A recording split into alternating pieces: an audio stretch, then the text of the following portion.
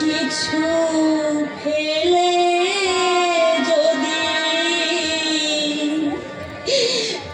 তোমার আগে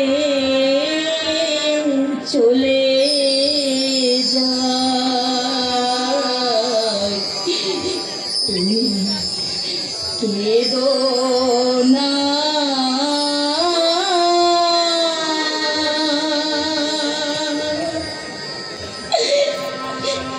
জীবনে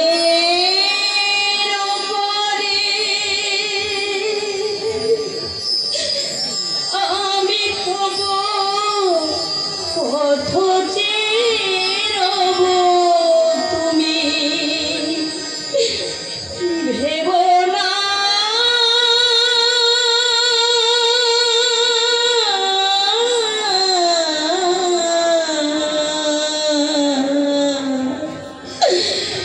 সব কিছু ফেলে যদি তোমার আগে চলে যাই তুমি কেঁদো না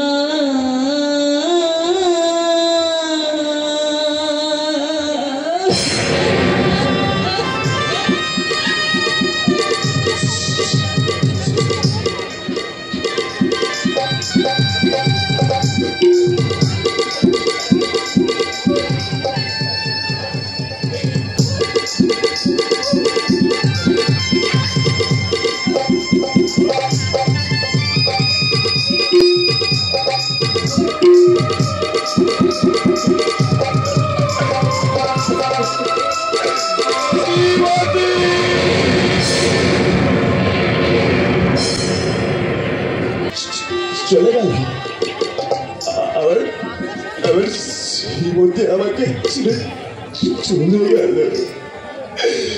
ওই কাটা বনের মাঝখান থেকে একটা গোলাপ তুলে এনেছিলাম, কুসংস্কারের আগুনে পুড়ে সে ছাই হয়ে গেল। কি আমার আমার চোখ দুটো এভাবে জলে ভরে উঠছে কেন?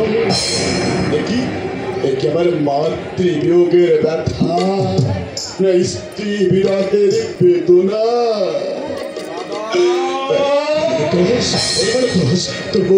তোর বৌদি চলে যাচ্ছে।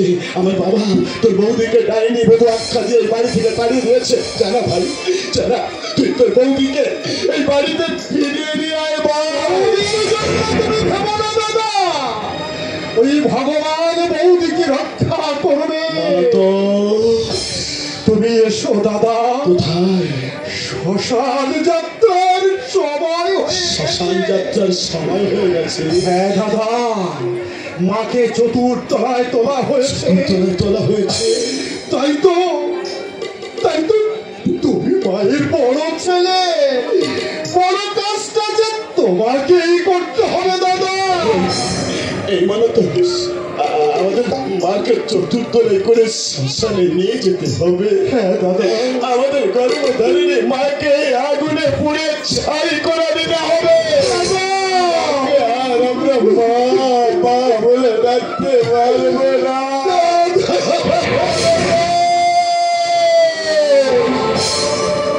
হারিয়ে গেল আমাদের গর্ভধারিণী মা, চিরতরে আমাদের জীবন থেকে হারিয়ে গেল। আমি আমার মাকে চিকিৎসা সেবাতে বাঁচিয়ে তুলতে পারিনি। আমাদের মা বিনা চিকিৎসায় হঠাৎ করে আমাদের জীবন থেকে হারিয়ে গেল।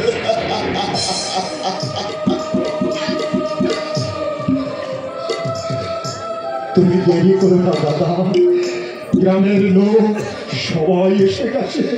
তুমি এসো দাদা, তুমি এসো। দেরি করো না দাদা, দেরি করো না। মায়ের শ্মশান যাত্রা সব আয়োজন শেষ হয়ে গেছে।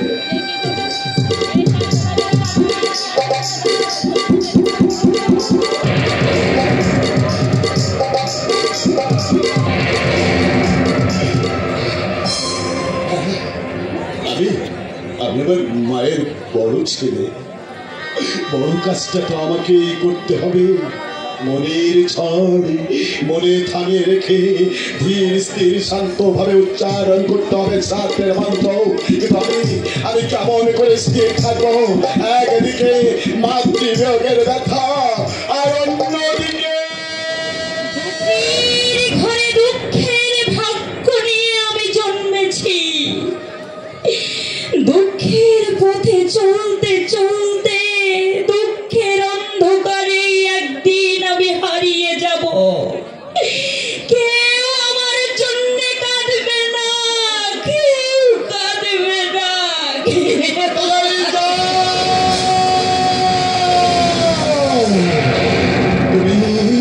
তুমি তাই যাও শ্রীমতী, ওই দুঃখের অন্ধকারে তুমি চিরতরে হারিয়ে যাও। এত বড় পৃথিবীতে তোমার জন্য কেউ কাঁদবে না, কেউ না।